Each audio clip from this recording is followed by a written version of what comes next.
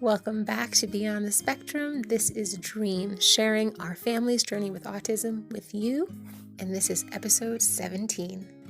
Today is actually going to be a rather quick one, but a very important one that we are still dealing with today. So this just goes to show you that sometimes behaviors can go really quickly and they just get extinguished right away, kind of like the things that I shared yesterday. But sometimes those behaviors are deep-seated a little more and they have more fear associated with it, more anxiety, more panic, and it's almost a control issue and it's almost a security blanket issue. For some reason, they just keep these fears close and pull them around them like a security blanket, and it's very hard to take those away from them. You can try all you want to show the alternatives and to offer solutions and to show them by example that it's so much easier if we don't hold on to these things. But sometimes it's a hard one to break. So an example of this one is asking for help. This one, I don't know where it was born from.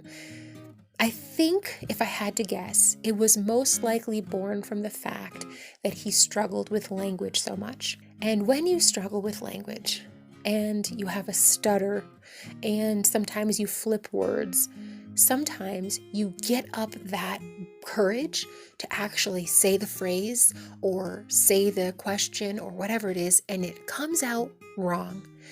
And I remember there were times when he would say something and I'd be so excited that he was trying, but I had no idea what he was asking for. It was just coming out jumbled and it was coming out, too much of a stutter and too many delays, and I wasn't piecing it together easily. And I'd say, "What?" And that was it. He would clam right back up. He would shut down, and it would be like, no, you did it great. I would just have to keep telling him, no, I heard you. I didn't hear all of it. I only heard a part of it. I didn't hear the end, or I didn't hear the beginning. No, just say it one more time, And it was an embarrassment for him. And I think it started to generate these fears and anxiety where when he had to ask for help, he was nervous for some reason that help would not be forthcoming. Perhaps this also went hand in hand with the fact that there were certain times when we could not help him because helping him in his mind was actually doing it for him. So we would refuse on certain things and make him work through that. And then there was other times when we of course would help. But when you're a little child and all these things start to blur. So that became a really, really difficult issue that still to this day I can see in his life. I can see it being displayed. Now, it's not the same. He has grown so much beyond it, but he still struggles with it. And to be fair, I've seen other full-grown adults that struggle with asking for help too. So this is not necessarily an autistic thing. But again, I think when you're dealing with neurodivergent issues, sometimes they can become a little bit more pronounced and a little bit more intertwined in more aspects of their heart and their emotions and their behavior. So it can be a little bit more difficult to untangle that and tackle that one issue. But this particular issue would rear its head throughout his life and make things a little bit more difficult than they needed to be.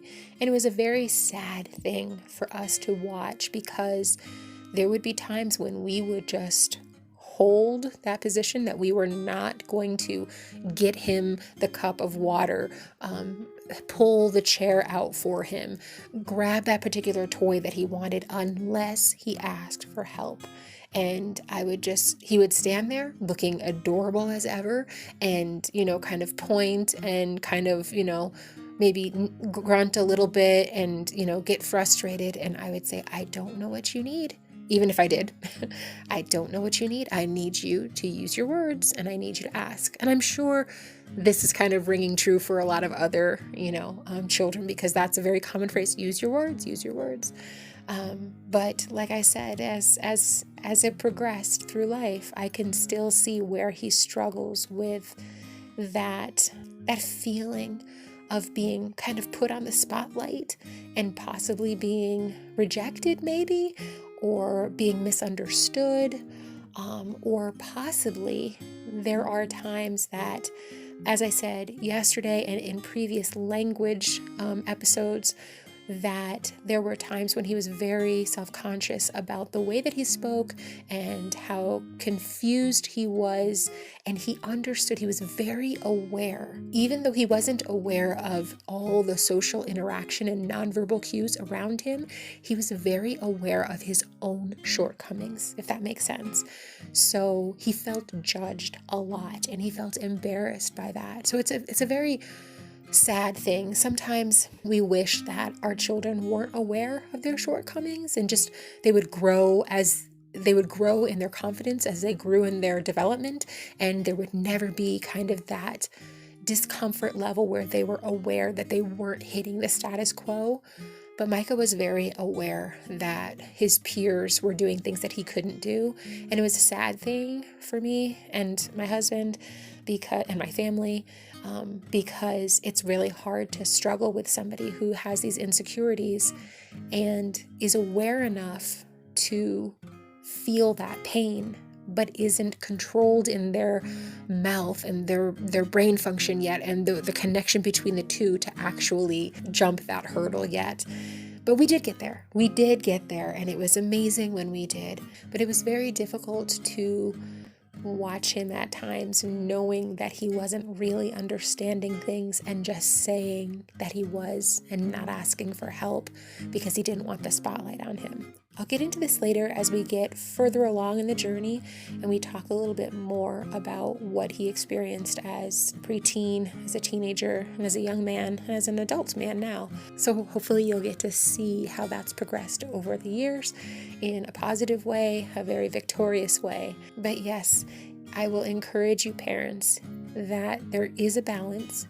You always want to help your child when they really need help, but you don't want to over-help them when they're just trying to get out of the struggle. It's a tricky thing, but what we did was err on the side of making him use his words more than not. I don't know if that was the right decision.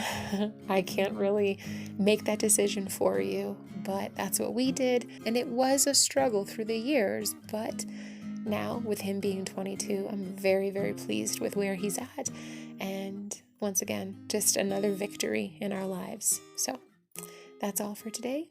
See you tomorrow.